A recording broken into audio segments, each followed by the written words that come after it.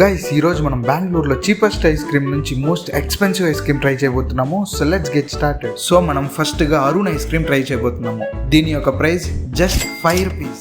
Next అందరికీ తెలిసిన చాలా ఫేమస్ అయిన 10 rupees cup ice cream. Next మనం తినింది ఐస్ క్రీమ్ శాండ్విచ్. పైన బిస్కెట్, కింద బిస్కెట్, మిడిల్ లో ఐస్ క్రీమ్. దీని యొక్క ప్రైస్ 35 రూపీస్. నెక్స్ట్ గా మనం మ్యాగ్నమ్ ఐస్ క్రీమ్ తీసుకున్నాము. దీని యొక్క ప్రైస్ 100 రూపీస్.